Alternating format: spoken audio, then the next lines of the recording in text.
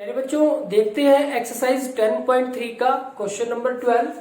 और इसमें कहा गया है कि two lines passing through the point 2, 3 intersect each other at an angle of 60 degree. If the slope of the one line is 2, find the equation of other line. तो प्यारे बच्चों, यहाँ पे कहा गया है कि जो दो लाइंस है वो किस पॉइंट से पास कर रही है? 2, 3 पॉइंट से। तो अगर इसके सॉल्यूशन की बात करें तो यहाँ पे कहा गया है कि जो दो लाइन है वो किस पॉइंट से पास कर रही है? 2, 3 पॉइंट्स। तो हमारे पास पॉइंट गिवन है 2, 3। तो थोड़ा सा लेंथी क्वेश्चन है, हम थोड़ा सा इसको लिखने का थोड़ा शॉर्ट रखेंगे ताकि हमारे पास स्पेस कम ना पड़े। तो इस पॉइंट से दोनों लाइनें पास कर रही है। Two line passing through the point, दोनों लाइनें किस पॉइंट से पास कर रही है? 2, 3 से। Intersect each other at an angle of 60 degree. Theta हमारे पास 60 डिग्री है, दोनों लाइनों के जो बीच में एंगल है वो 60 डिग्री है। If the slope of the one line is, if the slope of one line is 2, एक लाइन की जो स्लोप है वो 2 है, यानी कि हम पहले वाली लाइन की स्लोप 2 मान लेते हैं। Find the equation of the other line. Other line की इक्वेशन निकालनी है। अब देखो प्यारे बच्चों, हमारे पास दोनों जो लाइन्स है उनके बीच में एंगल दिया हुआ है और हमारे पास एंगल के लिए फॉर्मूला क्या होता है? Tangent theta that is equal to mod of m1 minus m2 divide by 1 plus m1 m2। ये फॉर्मूला होता है हमारे पास। अब आप देखें कि m1 की वैल्यू तो है, यानी कि फर्स्ट लाइन की स्लोप है। तो पहले हम क्या करते हैं, दूसरी लाइन की स्लोप निकाल लेते हैं। तो ये m2 हमने क्या मान लिया? Slope of second line, slope of second line, other line या सेकंड लाइन, सेकंड लाइन। अब आप देखेंगे कि टेंजेंट 60 हो जाएगा हमारे पास, टेंजेंट 60 डिग्री।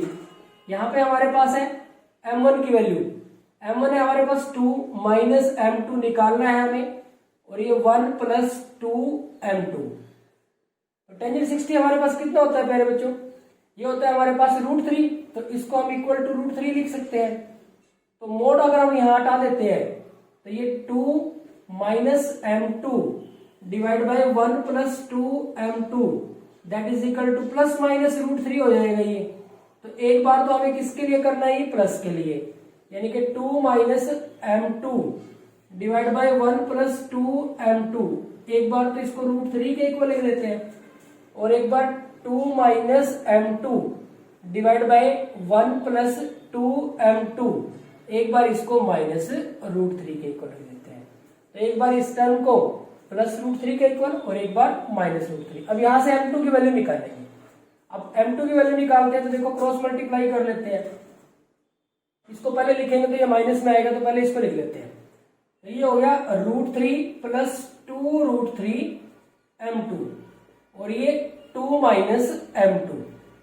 तो 2 √3 m2 प्लस m2, इस m2 को उधर ले गए, और ये हमारे पास 2 माइनस √3, यहां पे ये √3 इधर आ गया। अब यहां से इसमें से m2 कॉमन आ गया, तो जब इसमें से m2 कॉमन लेंगे हम, m2 अगर हम इसमें से कॉमन लेते हैं तो यहां आ जाएगा 2 √3 plus 1 that is equal to 2 minus √3। तो यहां से हमारे पास m2 की वैल्यू आ जाएगी 2 माइनस √3 डिवाइड बाई 2 माइनस √3। यहाँ पे पहले हम इसको लिख लेते, ये इसके डिवाइड में आएगा ना, तो 2 √3 प्लस 1 की जगह पे लिख दिया 1 प्लस 2 √3। तो एक तो स्लोप ये है। अब इससे देखते हैं हमारे पास क्या मिलेगा। अब यहां से प्यारे बच्चों हम माइनस को 1 के साथ ले लेंगे, माइनस को यही छोड़ लेते हैं, सिर्फ √3 की कर लेंगे इसके साथ। तो ये हो जाएगा √3 प्लस 2 √3 m2, और माइनस हमने यही मान लिया, तो यानी कि -1 है ये, तो ये -2 हो गया, और प्लस के m2 हो गया। अब ये m2 उधर आ जाएगा, 2 √3 m2 माइनस m2, और ये -2 तो हमारे पास है ही है, और ये माइनस √3 हो गया। यहां से m2 कॉमन आ गया, तो ये 2 √3 माइनस 1 इंटू m2 हो गया हमारे पास। तो ये -2 और माइनस √3 हो गया। तो यहां से m2 की वैल्यू आ गई हमारे पास प्यारे बच्चों कि -2 माइनस √3 डिवाइड बाई 2 √3 माइनस 1। तो प्यारे बच्चों अगर मैं यहाँ से माइनस कॉमन ले लूँ तो ये 2 प्लस रूट 3 हो जाएगा, और यहाँ से अगर मैं माइनस कॉमन लेता हूँ तो 1 प्लस का हो जाएगा और ये माइनस का हो जाएगा, तो 1 माइनस 2 रूट 3 हो जाएगा। तो ये इसके साथ कैंसिल कर दिया, तो ये हमारे पास स्लोप आ गई। एक और स्लोप यानी कि 2 plus root 3 divide by 1 minus 2 root 3। तो दो स्लोप आ गई हमारे पास, यानी कि जो लाइन की इक्वेशन होगी दो बनेगी। अब आप देखिए हमारे पास केस फर्स्ट में हमारे पास जो पॉइंट है वो है पॉइंट तो वही है 2 3, और जो स्लोप है स्लोप m2 उसकी वैल्यू है हमारे पास 2 minus root 3 divide by 1 plus 2 root 3। तो यहां से हमारे पास इक्वेशन क्या बन जाएगी, तो इक्वेशन कौन सी यूज करेंगे पहले बच्चों, y minus y1 is equal to m into x minus x1। Point slope form हम इसके अंदर यूज कर देंगे। तो यहां से क्या बनेगा, y माइनस y1 की वैल्यू कितनी है 3, that is equal to m है 2 minus root 3 divide by 1 plus 2 root 3, और ये x माइनस x1 है हमारे पास 2। तो देखो क्रॉस मल्टीप्लाई किया ये इसके साथ आ गया, तो ये हो जाएगा कितना भाई 1 प्लस 2 रूट 3 y माइनस, जब 3 के साथ करेंगे तो ये देखो कितना हो जाएगा, तो 3 इंटू 1 प्लस, ये मल्टीप्लाई कर लो इसकी, तो यहां से मल्टीप्लाई करेंगे जब इसकी तो कितना आ जाएगा माइनस के 3 और माइनस के 6 रूट 3, माइनस 3 किसके साथ मल्टीप्लाई की। अब प्यारे बच्चे देखो इसकी जब x के साथ करेंगे तो ऐसे लिख देते हैं 2 माइनस रूट 3 x, और जब इसके साथ करेंगे तो ये माइनस के तो 4 हो जाएंगे, और प्लस के 2 रूट 3 हो गए। अब यहां से देखो x पॉजिटिव इधर है तो हम इन टर्म्स को भी इधर ले आते हैं। तो सबसे पहले लिखा 2 minus root 3 x minus 1 plus 2 root 3 y, और ये हमारे पास और कौन है -4 प्लस 2 रूट 3, और ये उधर जाके प्लस का 3 और प्लस का 6 root 3 that is equal to 0।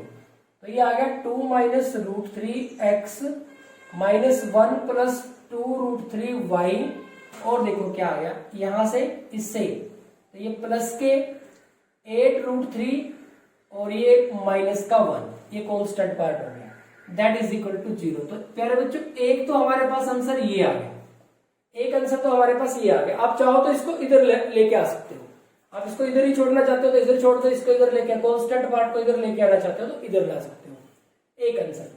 ठीक इसी तरह से अगर हम केस सेकंड की बात करें, इसमें हमारे पास पॉइंट तो वही रहेगा 2 3, और स्लोप हमारे पास m2 कितनी हो जाएगी, ये आ जाएगा 2 plus root 3 divide by 1 minus 2 root 3। तो ये इसके अंदर रख देते हैं हम इस इक्वेशन के अंदर, तो यहाँ आ जाएगा y माइनस y1 की वैल्यू है 3, m है 2 plus root 3 divide by 1 minus 2 root 3, और ये x माइनस x1 है हमारे पास 2।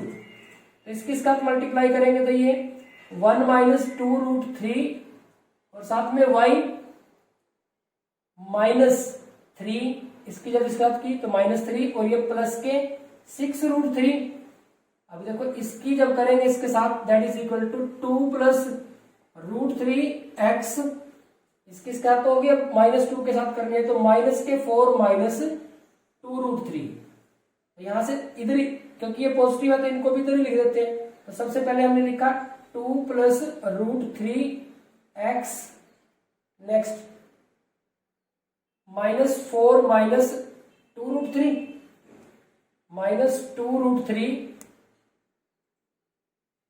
ये लिख दिया पहले। तो अब ये लिखेंगे -1 माइनस 2 रूट 3 वाई, इधर आके माइनस का हो गया और प्लस के 3 हो गया और माइनस के 6 रूट 3 हो गया, प्लस के 3 हो गया और 6 रूट 3 माइनस का हो गया दैट इज इक्वल टू 0। तो सबसे पहले हमने लिख दिया x की term 2 plus root 3 x minus ये हो गया 1 माइनस 2 रूट 3 वाई। अब देखो यहां से ये माइनस के 6 रूट 3 2 रूट 3 है और ये माइनस के 6 रूट 3 है, तो ये माइनस के 8 हो जाएंगे, और माइनस के 4 है और प्लस का 3 है, तो ये माइनस का 1 और माइनस के 8 root 3 that is equal to 0। अब देखो ये पार्ट माइनस का है, आप इसको इधर लेके आना चाहते हो इधर लेके आ सकते हो, यानी कि ये हो जाएगा 2 plus √3x minus 1 minus √3y that is equal to 1 plus 8√3। तो तेरे बच्चों ये हमारे पास आंसर सेकंड आ जाएगा।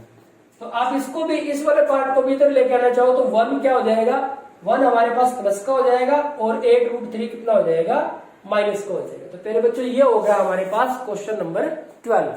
थोड़ा सा अलग क्वेश्चन है, थोड़ा सा लेंथी क्वेश्चन है, लेकिन अगर आपका कॉन्सेप्ट क्लियर है तो कहीं कोई समस्या नहीं आएगी। देखो यहाँ पे हमारे पास क्या गिवन था, एक पॉइंट गिवन था और एक लाइन की स्लोप दी थी और एक दोनों लाइनों के बीच में एंगल दिया था। इससे हमने क्या किया, जो फॉर्मूला है दो लाइनों के बीच में एंगल निकालने का, ये यूज करके दूसरी लाइन की स्लोप निकाल ली। दूसरी लाइन की स्लोप आ गई, पॉइंट है हमारे पास, तो पॉइंट स्लोप फॉर्म या स्लोप पॉइंट फॉर्म या 1 पॉइंट फॉर्म आप कह लें, उसको यूज करके हमने इसको सोल्व कर लिया। तो यहाँ पे हमारा जो क्वेश्चन नंबर 12 है वो कंप्लीट हो जाता है। Thank you very much.